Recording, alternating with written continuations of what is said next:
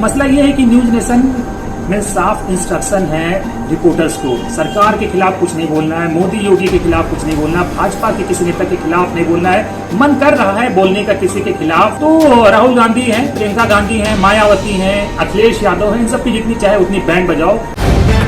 The live TV, सच सबसे आगे। नमस्कार, द लाइव टीवी आप देख रहे हैं, आपके साथ में हूं आदित्य कुमार। आज के दौर में सच बोलना गुनाह हो गया है, चाहे वो आम इंसान हो या पत्रकार हो। पत्रकार भी अब सच नहीं बोल पा रहा है। अगर वो सच बोल रहा है तो या तो उसकी नौकरी जा रही है या उस पर दबाव बनाया जा रहा है और सीधे कहा जा रहा है कि तुमको सरकार के खिलाफ एक लफ्ज भी नहीं बोलना है। बोलना है तो कंट्रोवर्सी पैदा करो, हिंदू मुसलमान करो, कोई भी मुस्लिम इलाके में चले जाओ, मुस्लिम शायर के पास चले जाओ, उनकी बाइट ले आओ, लेकिन सच मत बोलो। सच बोलोगे तो दिक्कत हो जाएगी। सरकार के खिलाफ, बीजेपी के खिलाफ एक भी शब्द नहीं सुन सकते हैं चैनल्स। ये रिपोर्टर्स को चेतावनी दी जा रही है और जो रिपोर्टर्स बेचारे मजबूर हैं, सच दिखाने को मजबूर हैं, वो मजबूरी में चैनल के दबाव में काम करते हैं और सच्चाई को छुपा लेते हैं। आपने देखा, एक लखनऊ के रिपोर्टर न्यूज नेशन के थे, उन्होंने एक दुर्गेश यादव नाम के बच्चे का एक वीडियो सबको दिखाया जो गोंडा का रहने वाला था, जो सीएम आवास के बाहर था और यह मांग कर रहा था कि उसके भाई की हत्या कर दी गई, लेकिन अभी तक न्याय नहीं मिल रहा है। आए दिन उसके भाई की जो हत्यारे हैं उनके लोग आते हैं और धमकाते हैं। इस वीडियो को बाकायदे उन्होंने दिखाया और इसकी उन्हें सजा मिली। सजा क्या? धमकी, कि तुमने सरकार के खिलाफ कैसे वो खबर दिखा दी।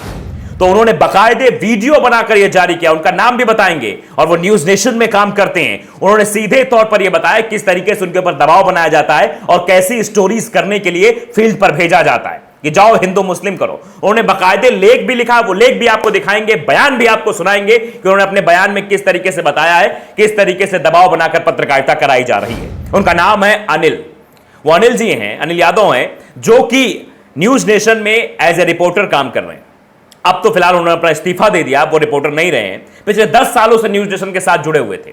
2 साल तक नोएडा में रहे, उसके बाद लखनऊ आ गए और लखनऊ में 8 सालों का कार्यकाल उनका रहा है और अच्छे रिपोर्टर माने जाते हैं। आपने भी कई बार न्यूज नेशन पे उनको देखा होगा, लेकिन अब जो उनको हम दिखाने जा रहे हैं, जो बातें वो बता रहे हैं, वो बेहद चौंकाने वाली हैं। उन्होंने सीधे तौर पे कहा कि न्यूज नेशन का एजेंडा है कि सरकार के खिलाफ एक शब्द भी नहीं बोलना, और ज्यादा अगर बोलने की वो हो रही है, ज्यादा किसी खिलाफ बोलने को नहीं, तो राहुल गांधी खिलाफ बोलो, प्रियंका गांधी खिलाफ बोलो, मायावती खिलाफ बोलो, अखिलेश यादव खिलाफ बोलो, लेकिन बीजेपी के नेताओं के खिलाफ एक शब्द भी नहीं बोलना। और उन्होंने बताया, अगर बोल दिया आपने गलती से बीजेपी के नेताओं के खिलाफ तो संपादक नहीं, संपादक को उन्होंने चंपादक कहा कि वो चंपादकों का फोन आ जाएगा और फिर दबाव बनाएंगे आपके ऊपर। जरा सुनिए कैसे एक रिपोर्टर ने गोदी मीडिया की पोल खोल कर रख दिया, देखिए जरा। तो मसला यह है कि न्यूज नेशन में साफ इंस्ट्रक्शन है रिपोर्टर्स को, सरकार के खिलाफ कुछ नहीं बोलना है, मोदी योगी के खिलाफ कुछ नहीं बोलना, भाजपा के किसी नेता के खिलाफ नहीं बोलना है। मन कर रहा है बोलने का किसी के खिलाफ या इसकी पॉलिसीज के खिलाफ, उसकी कार्यकलापों के खिलाफ, या उसका सच्चाई बोलने का बहुत मन कर रहा है, तो राहुल गांधी हैं, प्रियंका गांधी हैं, मायावती हैं, अखिलेश यादव हैं, इन सब की जितनी चाहे उतनी बैंड बजाओ।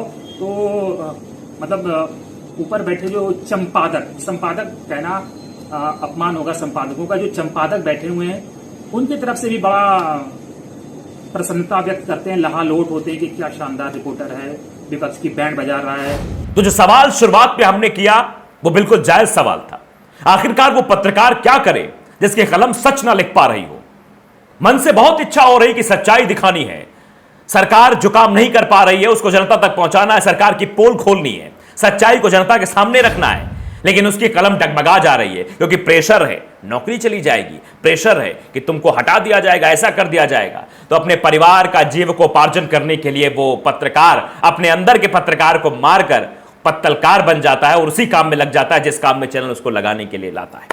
यह बात उन्होंने सीधे तौर पर स्वीकार की है। उन्होंने कहा है कि कैसे जमीर मारकर मैं काम कर रहा था, लेकिन अब जो खबर मैंने दिखाई उसके बाद जिस तरीके से मेरे ऊपर दबाव बना, अब मेरा अंदर से अंतरात्मा गवाही नहीं दे रही है। मैं कब तक जमीर को अपने मारता रहूंगा, मैं नहीं कर पाऊंगा ऐसी पत्रकारिता, इसलिए मैं इस्तीफा दे रहा हूं। पत्रकारिता करते हुए या यूं कहिए कि न्यूज चैनलों में काम करते हुए 16 साल हो गए हैं। कई चैनलों में काम किया। न्यूज नेशन में 2012 में आया, न्यूज नेशन से जुड़ा 2012 में, 2014 में लखनऊ आ गया, यहाँ रिपोर्टिंग करने लगा। तो 8 साल तो लखनऊ में भी हो गए और 10 साल न्यूज नेशन के साथ तो हो ही गए। तो अभी जो हालात हैं पिछले 2, 4, 5 सालों से वो बड़े भयावह हैं। अब पत्रकार कहने में शर्माती अपने आप को, रिपोर्टर कहने में शर्माती। अब तो नौकर हैं, न्यूज चैनल की नौकरी कर रहे हैं, लेकिन अब लग रहा है कि बहुत ज्यादा इनफ हो गया है और अब हो नहीं पाएगा। पेट के लिए इस जमीर को, जो अंदर का जमीर है, उसे कब तक मारेंगे, या फिर लग रहा है कि ये पूरी तरह से मर जाए जमीर, उससे पहले बचा लिया जाए इस जमीर को मरने से, क्योंकि जमीर मर गया तो शायद स्वयं भी मर जाएंगे।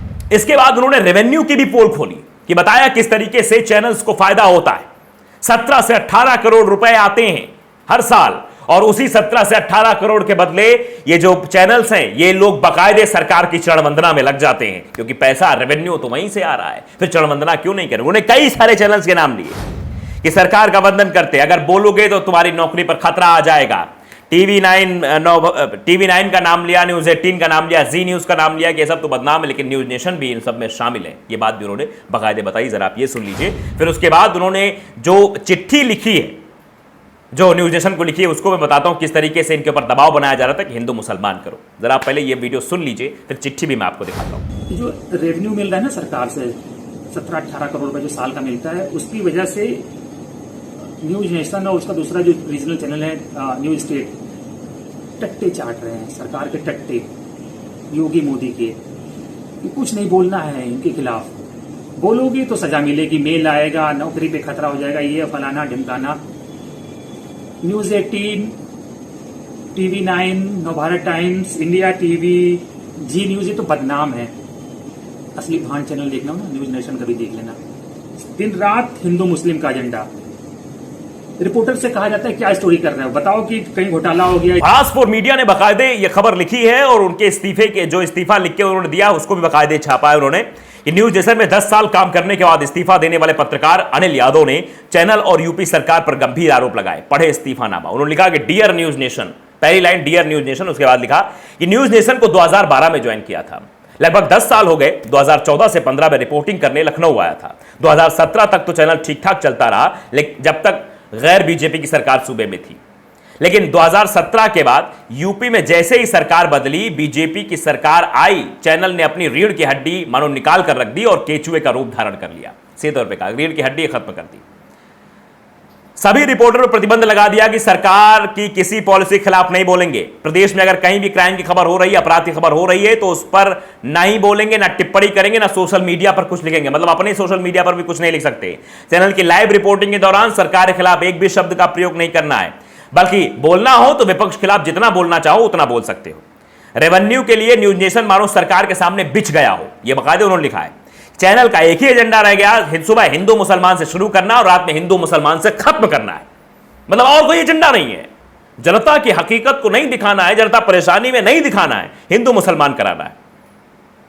बस रात दिन एक ही फितूर, हिंदू मुसलमान, हिंदू मुसलमान, हिंदू मुसलमान। रिपोर्टर्स को बोला जाओ दबाव बनाया जाने लगा, मुस्लिम से रिलेटेड स्टोरी लेकर आओ, मुस्लिम से जुड़ी कंट्रोवर्सी ढूंढो, मुसलमानों को उकसाओ, उनसे विवादित बयान दिलवाओ, मदरसों में जाओ, मस्जिदों में जाओ, कहीं से कुछ भी निकाल के लाओ। मुस्लिम सेलिब्रिटी हैं, बड़े स्कॉलर हैं, शायर हैं, उनसे विवादित बयान दिलवाओ और बयान बनाने का दबाव बनाओ। राज्य और केंद्र सरकार की सभी गलत पॉलिसियों को बढ़ा चढ़ाकर पेश करना, मुख्यमंत्री और प्रधानमंत्री की दलाली करना, यह तक लिख दिया है।